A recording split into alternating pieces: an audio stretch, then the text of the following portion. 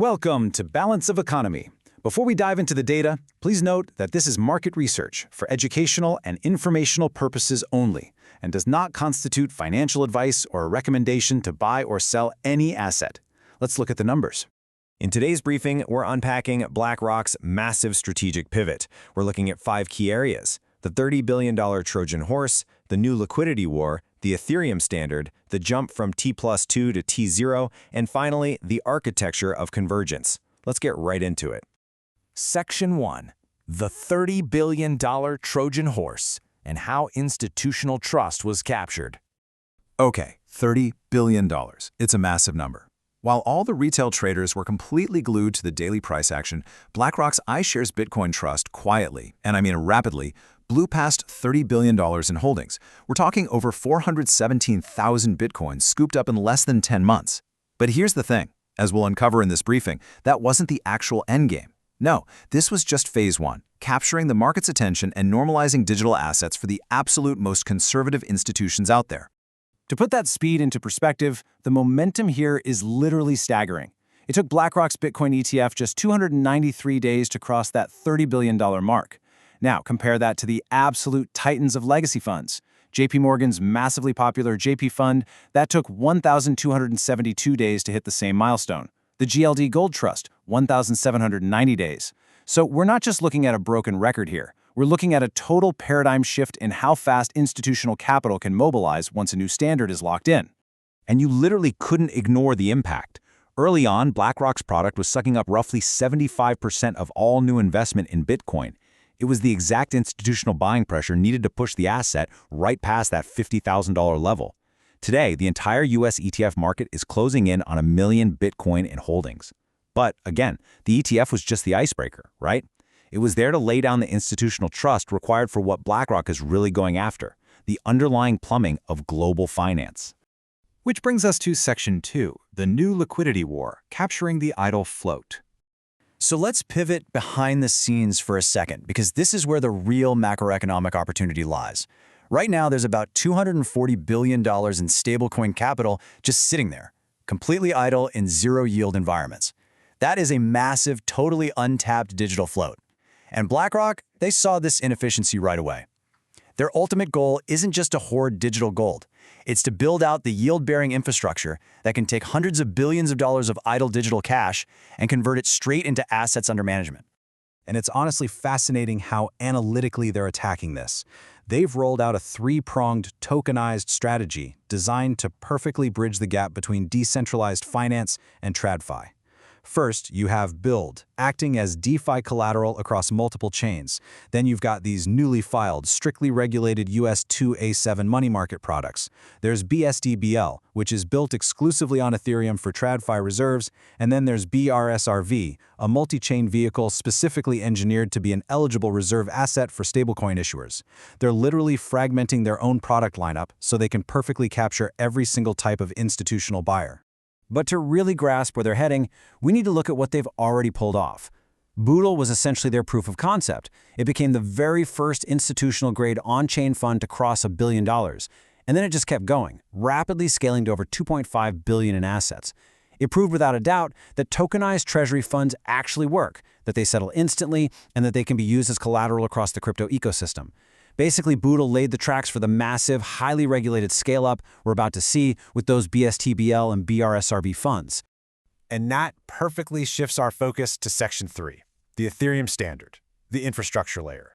So, the market cap for tokenized funds has just hit its own $30 billion milestone, completely mirroring the success of the ETFs. But you have to pay really close attention to where exactly this capital is settling. The vast majority of these institutional products, driven by heavyweights like JPMorgan and BlackRock, are migrating straight to the Ethereum network. We are witnessing a very deliberate, calculated shift by the giants of traditional finance. They're choosing Ethereum to be the base settlement layer for real-world asset tokenization.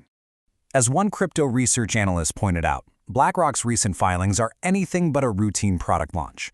To quote them directly, "It is the starting gun for a new financial era, the age of institutional capital flows operated entirely on-chain." Think about that for a second.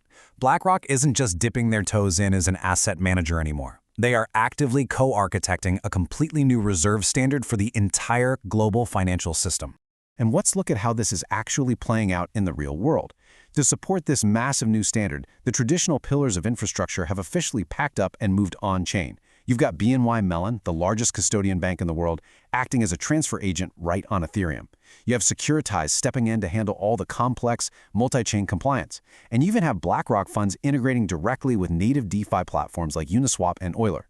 Guys, this proves that this is a permanent structural migration. It's not just some temporary blockchain experiment. Moving on to Section 4, from T+2 to T0, the settlement revolution. So, you might be wondering, why are all of these massive institutions actually doing this? Well, it all comes down to operational efficiency. Our legacy financial system is practically running on dial-up. You're dealing with days of settlement lag, strict banking hours, and all these layers of incredibly expensive intermediaries. The on-chain system? It offers near real-time settlement, continuous 24/7 market availability, and total automation through smart contracts. Now sure, for a retail trader, instant settlement is a nice convenience, but for a massive institutional balance sheet or a corporate treasury trying to manage billions in daily liquidity, having continuous 24/7 settlement is an absolute game changer. The absolutely crucial takeaway here is that this technology fundamentally rewrites how major financial products actually work. BlackRock is already signaling that they want to move toward fully tokenized ETFs by late 2025 or 2026. If they pull that off, it would take the entire totally cumbersome creation and redemption process, which right now requires authorized participants, custodians, and multi-day settlement windows, and compress the whole shebang into near real-time, on-chain transactions. It's incredibly efficient. Which brings us to our fifth and final section, Architecture of Convergence, the new gatekeeper. Let's take a step back and systematically review the playbook we've uncovered in this briefing. Step 1.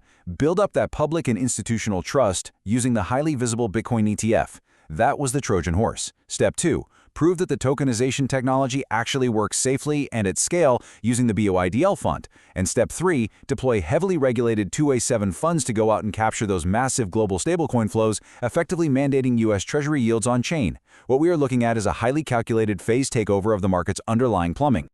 And the end result of all this new architecture? Immense practical value for global liquidity providers. We are rapidly moving toward a reality where seamless cross-border corporate payments just completely ignore time zones. We're talking automated liquidity sweeps triggered instantly by programmable smart contracts, and we're seeing traditional, high-quality yields intersecting perfectly with the raw efficiency of public blockchain networks. BlackRock has brilliantly positioned itself to be the ultimate gatekeeper of this new, decentralized, yet entirely institutionalized economy.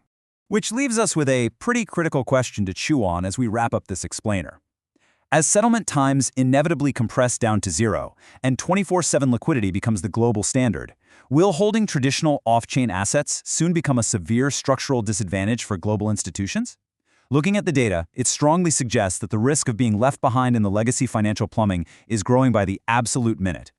In a market this split, you are either a momentum chaser or a value protector. I'm tracking both in real time.